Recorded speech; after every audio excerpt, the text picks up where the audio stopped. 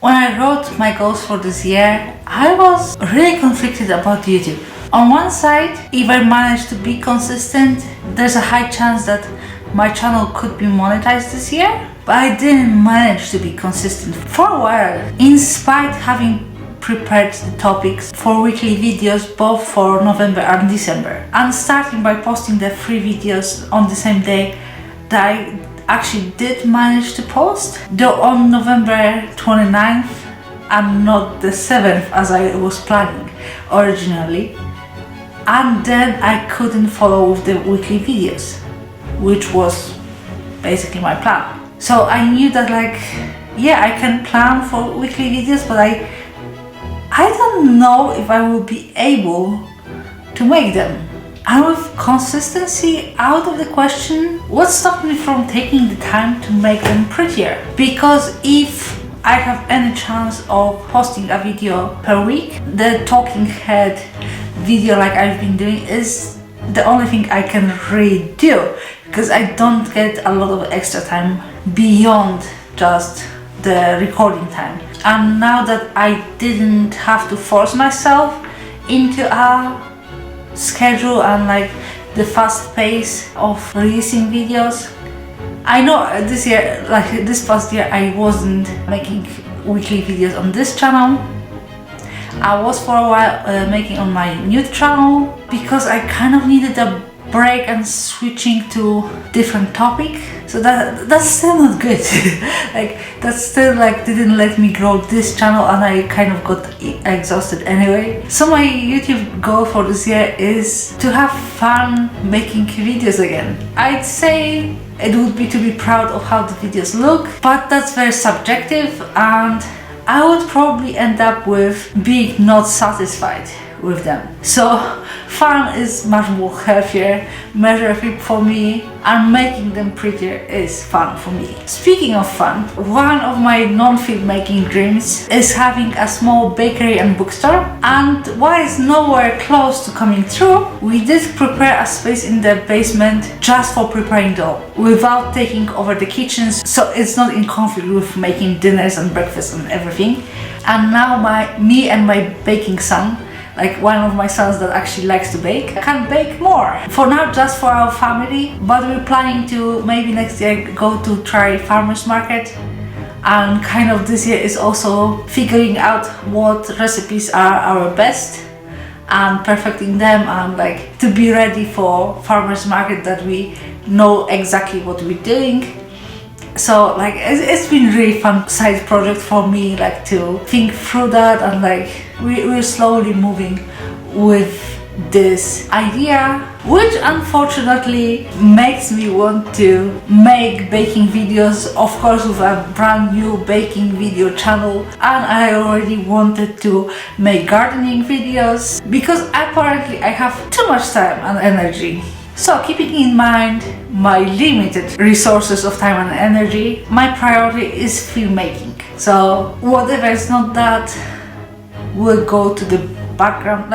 Of course, my priority is my family, but in my hobbies, my priority is filmmaking. Taking into account how hard it was for me to keep up with YouTube videos, which only require me, and to choose time where I don't have any other responsibilities, what project can I actually work on? AI is the easiest answer, and I do want to find out what is possible with it and how to make it actually do what I want it to do. The first project will obviously be the Christmas in Sherwood audiobook, kind of with the AI pictures, which I did record the audio for, but the SD card got corrupted and I have to start again. Once I do though, it should be pretty fast. The next AI project I want to work on is my one and only sci-fi short story, She's a Bit Green, which I would never make as a traditional short film because of the cost of the sets, props, costumes, animatronics would greatly outweigh any income I would hope it would generate. And I cannot even use those things later, because I'm not planning on making any other sci-fi film. And assuming it will be $0 income, which is very possible, even fully AI production will put me in negative. but definitely less so than a traditional production would. So it's still a better option when I really want to make a short film. That said, I don't have the skills yet to make a coherent looking AI short film. So I'm planning on taking Curious Refuge course on that. It is pricey though, around 1,000 Canadian dollars. So it will be at least half year before I save up for it.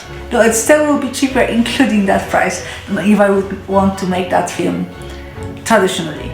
Anyway, in the meantime then, between the first like the Christmas in Sherwood and waiting for me to gather the money for the course and then making the She's a Bit Green short film, I will be preparing for the next year's short films. Enchanted Threads, based on my short story in the Little Shops of Wonder anthology, which will be fully traditionally made film, including practical effects for the monster.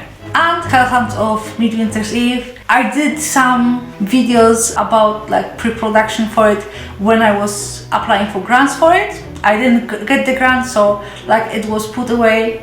Okay, I have to figure out how to make it cheaper.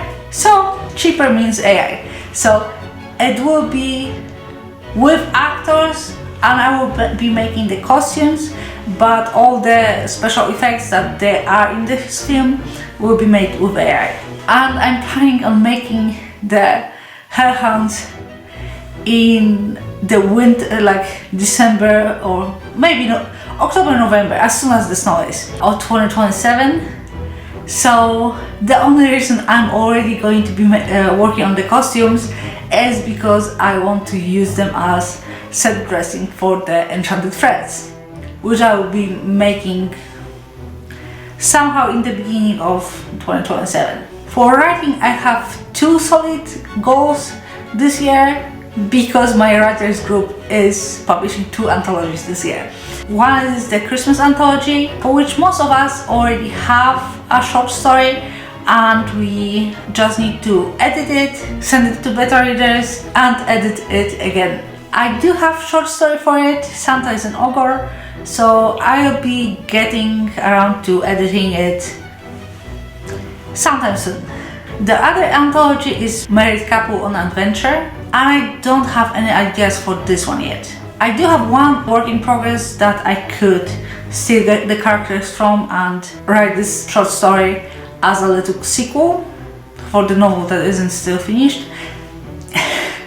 But I'm not sure yet if I really do want to use them, or if I want to create completely new characters, or maybe borrow from somewhere else. Yeah, it's still undecided. I do have until August, I think, for first draft, so still a few months. I don't need to stress about it yet.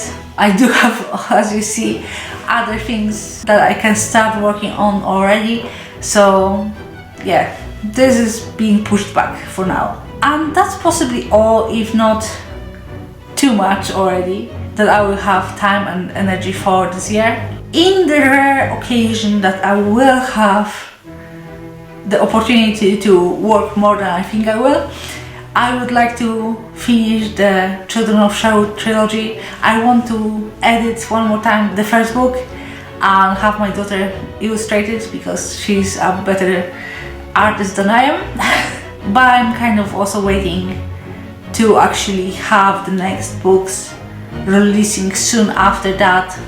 So it's not just, okay, I revamped that one, but there's still nothing more for people to read. And I do have 2 more novels that I'd like to get published soonish, but we'll see. And what plans do you have for this year? Let me know, and well, thank you for watching. See you soon.